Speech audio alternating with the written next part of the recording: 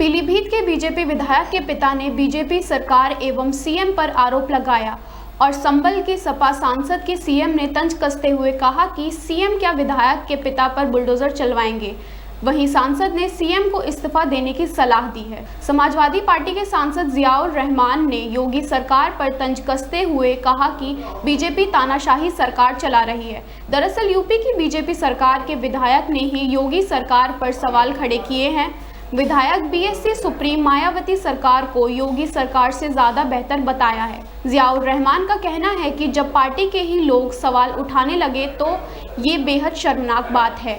योगी को अब सीएम पद से इस्तीफा दे देना चाहिए।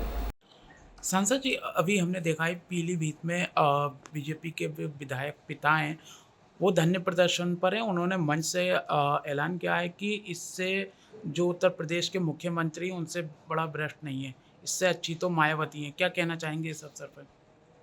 अब मुझे ये सोचने पे मैं मजबूर हूँ कि अब क्या योगी महाराज जी भाजपा के माननीय विधायक जी के पिताजी के सच बोलने पे क्या उनके घर पे भी बुलडोज़र चलवाएंगे?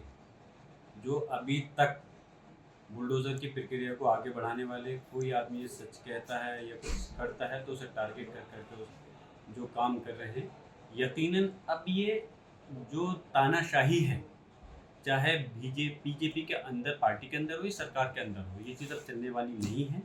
और अब हल्के हल्के लोग मजबूर होकर के सच्चाई उजागर करने पर मजबूर हो गए हैं।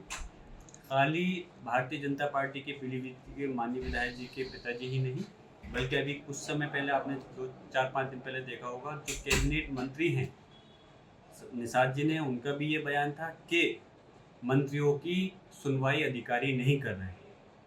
मुझे हैरानी है कि जब जिस प्रदेश की सरकार के मंत्री की, अगर कैबिनेट मंत्री की सुनवाई अगर अधिकारी नहीं करेंगे तो फिर किसकी सुनवाई होगी? तो यकीनन इस वक्त सरकार चल नहीं पा रही है, सिर्फ समय को खींचा जा रहा है, तानाशाही चल रही है, हिटलरशाही चल रही है और एक व्यक्ति के हाथ में सब कुछ दे दिया गया है, जिसमें जनता का क्या सूरत हाल होगी जब जनप्रतिनिधियों का ये हाल है कि उनकी विधायक, सांसद, मंत्री जो कि सत्ता पक्ष हैं उनकी ही सुनवाई नहीं हो रही और अफसरशाही पूरी तरह से अपने ऊपर काबिज हो चुकी है इस प्रदेश के लिए।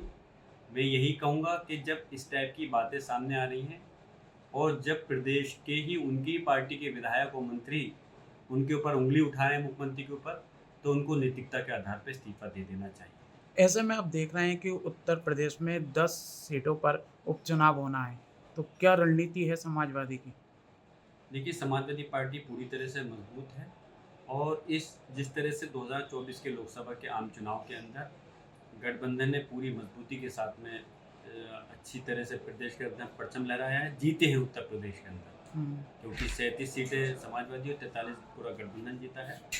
तो बीजेपी के अंदर यकीनन खलबली मची हुई है। अपनी इज्जत बचाने के लिए वो हमें मालूम है सरकार का, सत्ता का और अधिकारियों का पूरा दुरुपयोग चल रहा है इस समय और आने वाले समय में भी करेंगे, लेकिन समाजवादी पार्टी अपनी नीति बना रही है किस प्रकार चुनाव को लड़ना है उपचुनाव को, और हमें उम्मीद है कि 10 की 10 सीटें हम इस उपचुनाव की जीतेंगे। मायावती जी पूरी 10 सीटों पर अपने प्रत्याशी उतारे हैं। क्या लगता है कि इसमें समाजवादी को नुकसान होगा? पार्टी है उनकी, उनको अधिकार है, वो चाहे 10 पे 10 पे लड़ाएं, चाहे 10 की 5 सीटों पर लड़ाएं।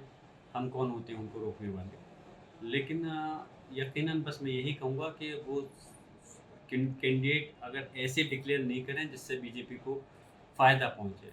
चुनाव वो बीजेपी को जिताने के लिए नहीं, बल्कि अपनी पार्टी को जिताने के मकसद से लड़ेंगे, तो तब कोई परेशानी नहीं है। और अगर इस टाइप की वो करेंगे तो ज़रूर उनके ऊपर मैं क्वेश्चन नहीं बल्कि पूरी जनता क्वेश्चन, जिन्हें मार्क जैसे पहले लगा फिर लगेगा।